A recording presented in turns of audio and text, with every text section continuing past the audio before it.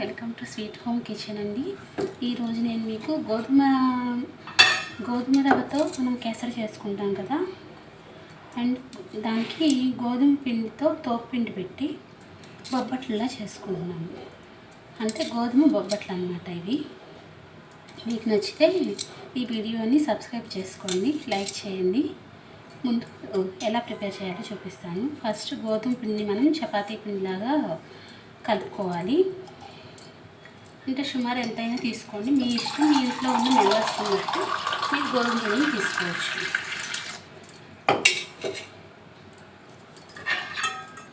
ఇదిగోండి, నేను ఈ బౌల్లోకి గోధుమ పిండిని తీసుకున్నాను. కొంచెం టేస్ట్ కోసం చిటికెడు ఉప్పు వేస్తున్నానండి. మరుగుతున్న వాటర్లో యాలకుల పొడి అండ్ ఈ బెల్లం వేసేసుకోవాలి. చిన్నపిల్లలకి స్నాక్స్గా కూడా చాలా బాగుంటుందండి. ఈ బొబ్బట్లు బాగుంటాయి, మీరు కూడా ఒకసారి ట్రై చేయండి ఇంట్లో. దీనికి పాకం రావాలి అని ఏమీ లేదండి, పాకం ఏమి అక్కర్లేదు. బెల్లం ఆ వాటర్లో కరిగిపోయిన తర్వాత కొంచెం నీళ్లు మరుగుతుండగా గోధుమ రవ్వని వేసేయాలి. మనం ఎసరు కాగుతుండగా ఉప్మా రవ్వ ఎలా వేసుకుంటామో దీనికి అలాగే వేసుకోవాలి. నీళ్ళు మరుగుతున్నాయండి. ఇందులో ఈ ఎసరు మరుగుతున్నప్పుడు గోధుమ రవ్వ 1 కప్పు గోధుమ రవ్వ వేస్తాను. ఇది ఇలా గోధుమ రవ్వ ఉడుకుతున్నప్పుడు కొంచెం నూనె కానీ నెయ్యి కానీ ఇలా వేసుకోండి. అప్పుడు అడుగంటకుండా ఉంటుంది మనకి రవ్వ అనేది. ఇలా గోధుమ రవ్వ ఉడికిపోయి ఇలా అయింది కదండి. దీన్ని కొంచెం ఒక చిన్న ప్లేట్లో పెట్టుకున్నాం. అంటే కొంచెం చల్లారుతుంది, వేడిగా ఉంది కదా బాగా. కొంచెం చల్లారటం కోసం ఒక ప్లేట్లో పెట్టుకున్నాం.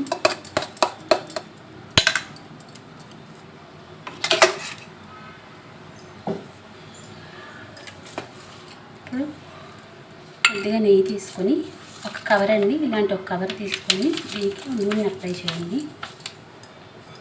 గోధుమ పిండిని ఇలా ముద్దలుగా చేసుకోవాలి. చూస్తున్నారు కదండి, ఇలా ఈ సైజు ఉండాలి. ఈ సైజు ఉంటే బొబ్బట్టు అనేది చక్కగా వస్తుంది మనకి.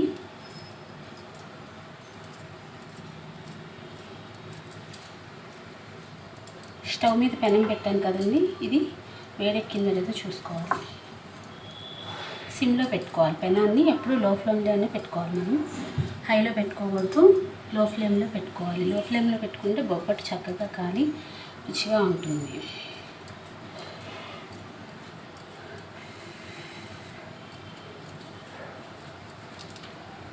ఇలా తీసుకుని ఇలా కొంచెం నూనె తీసుకుని ఇలా బొబ్బట్టుని ఒత్తుకోవాలి. ఇలా బొబ్బట్టుని ఒత్తుకోవాలి.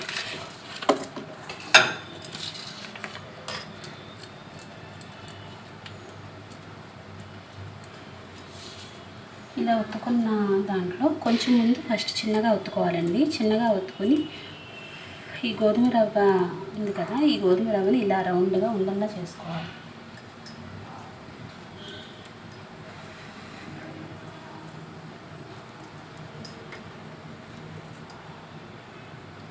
చేసుకుని దీంతో ఇలా ఫోల్డ్ చేసేసుకోవాలి.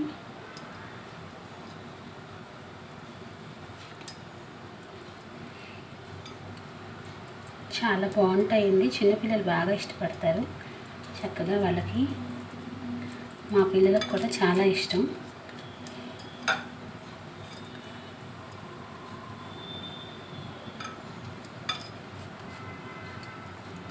ఇలా నూనె చేతికి ఇలా చేసుకొని ఇలా ఒత్తుకోవడమే. మీరు ఎంత పెద్దగా ఒత్తుకోగలిగితే అంత పెద్దగా ఒత్తుకోండి. నేనైతే ఇలా చిన్న సైజ్ చేస్తున్నాను.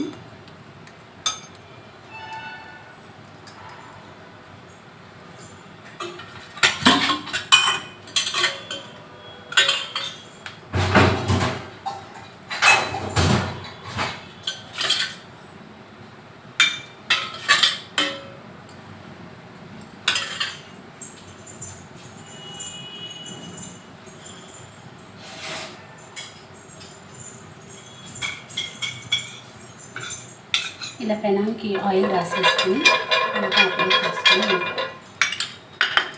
ఇలా తయారు చేసుకున్నాం కదా. ఈ బొబ్బట్టుని చక్కగా చూస్తున్నారు కదండి, ఇదిగోండి బొబ్బట్టు ఇలా పెనంపై పెట్టి ఈలోగా ఇంకొకటి పెట్టుకున్నామండి. మా పిల్లల స్కూల్ నుంచి వచ్చే టైం అవుతుందండి, వాళ్ళకి ఏదో ఒకటి స్నాక్స్ ఉండాలన్నమాట. అందుకని ఇలా ప్రిపేర్ చేస్తున్నాను వాళ్ళకి.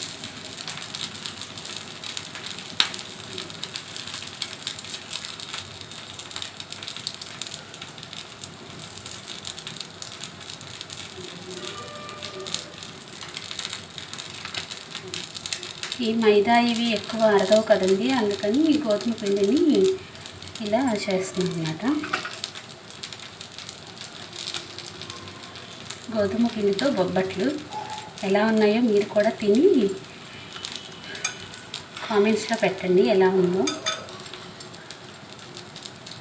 చాలా రుచిగా ఉంటాయండి. మనం పచ్చిశనగపప్పు బెల్లం వేసుకొని మామూలుగా బొబ్బట్లు చేసుకుంటాము.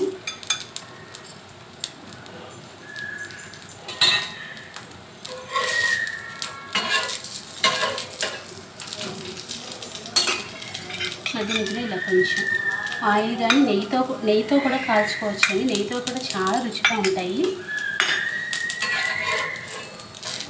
కొలెస్ట్రాల్ పెరుగుతుంది, షుగర్ ఉన్న వాళ్ళు కొంచెం నెయ్యిని ఈ మధ్య అవాయిడ్ చేస్తున్నారు. అవాయిడ్ చేయడం వల్ల ఆయిల్ అప్లై చేసుకుని చేసుకోవచ్చు.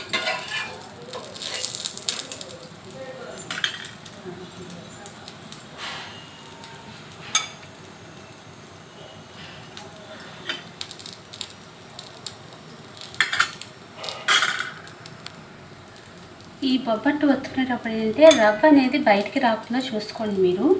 రవ్వ బయటకు వస్తే ఇప్పుడు మామూలు పూర్ణం లాగానే పచ్చిశనగపప్పు బయటకు వస్తే బొబ్బట్టు ఎలా చితికిపోతుందో అలాగే దీంట్లో కూడా రవ్వ బయటకు వస్తే అలాగే చితికిపోతుంది అన్నమాట. జాగ్రత్తగా చూస్తున్నారు కదండి, నోరూరించే వేడి వేడి గోధుమ బొబ్బట్లు రెడీ అయిపోయాయి.